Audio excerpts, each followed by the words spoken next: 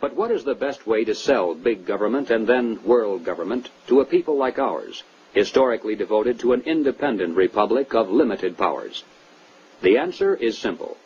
In revolutionary literature, the tactic is known as pressure from above and below. It's the strategy that Colonel House laid down in his book, Philip Drew, Administrator. Deliberately create problems, and then offer only those solutions that result in the expansion of government. Create conditions so frightful at home and abroad that the abandonment of personal liberties and national sovereignty will appear as a reasonable price for a return to domestic tranquility and world peace. If those who seek world dominion can stimulate leftist mobs into violent confrontation with local law enforcement, and also provide exhaustive news coverage so that the entire nation can see and tremble, then the peaceful and freedom-loving majority can be programmed to accept a vast expansion of government powers and even a national police force, offered supposedly to end the violence. If those who seek world dominion can raise the specter of an enemy armed to the teeth with superior atomic weapons on the verge of launching a nuclear holocaust, and also offer world government as the prevention, then millions of Americans can be programmed to accept the loss of national sovereignty as our last best hope for peace. This is the meaning of pressure from above and below. To put over police-state measures at home, they need chaos, crime, and anarchy in the streets. To sell the idea of world government, they need the constant threat of nuclear war. Or, as they say in revolutionary circles, the real action is in the reaction. In 1968, Random House Incorporated published this book by James Coonan, The Strawberry Statement, Notes of a College Revolutionary. Coonan carries the usual New Left credentials, and is a classic example of the extent to which a highly intelligent mind can be programmed by the establishment into thinking that it is acting against the establishment. Coonan was one of the leading participants in the first student seizure of an American university, which occurred at Columbia in April of 1968. Initially, the movement was not large, and easily could have been stopped by a simple police action. But, as usual, the anti-establishment forces received their greatest help from the establishment itself. For several days, police were told not to interfere. Meanwhile, university officials groveled in the face of outrageous propaganda charges, and the media made national heroes of the rebelling students. MGM even made a movie out of Coonan's book. On page 130, Coonan wrote, "In the evening I went up to the U to check out a strategy meeting. A kid was giving a report on the SDS convention. He said that at the convention, men from Business International roundtables, the meeting sponsored by Business International for their client groups and heads of government, tried to buy up a few radicals. They offered to finance our demonstrations in Chicago. We were also offered ESSO, or Rockefeller money. They want us to make a lot of radical commotion so they can look more in the center as they move to the left."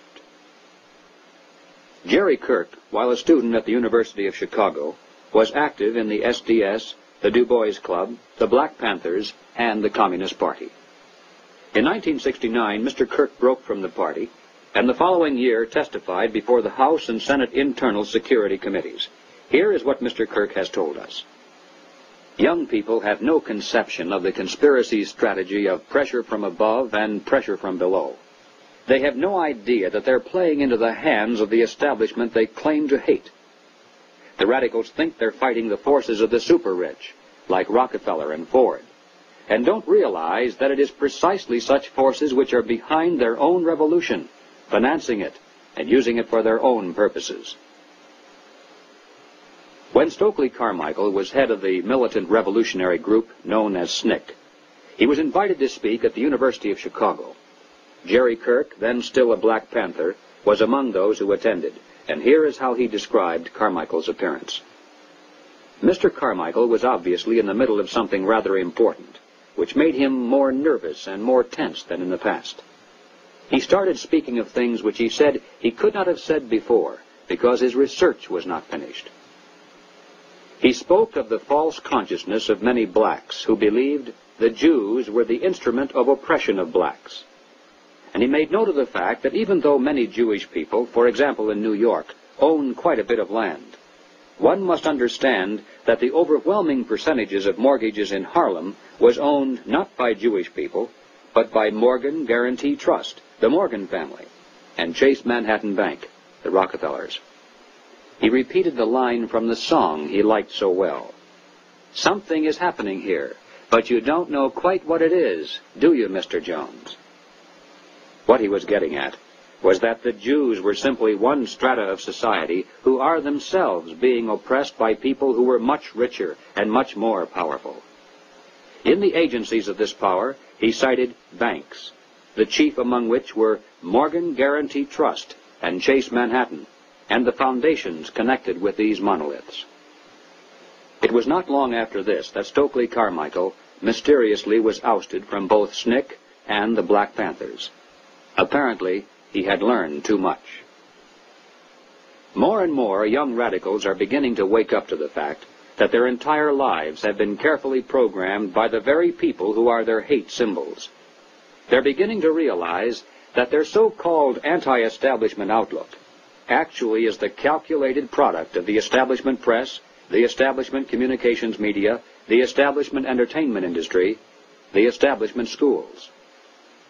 Rich men's corporations publish and popularize revolutionary books and songs. Through advertising, rich men's businesses subsidize revolutionary magazines. Rich men's tax-exempt foundations pour millions of dollars into left-wing organizations. The federal establishment in Washington, through agencies like the OEO, provide weekly paychecks to thousands of hardcore revolutionaries. And so we return again to the basic question, why? Why does the establishment publicly condemn but privately support the anti-establishment movement? Former communist Jerry Kirk answers, "The idea is to create a situation where the people are so frightened of the violence all around them that they will throw their hands up in the air and demand, 'Federal government, do something.' And the only choice open will be martial law. The communists, black militants, and revolutionaries will never succeed in overthrowing the government of the United States. But unless they are stopped, they will scare the American people into accepting socialism from Washington and statist rule by the insiders of the establishment. This is what it is really all about."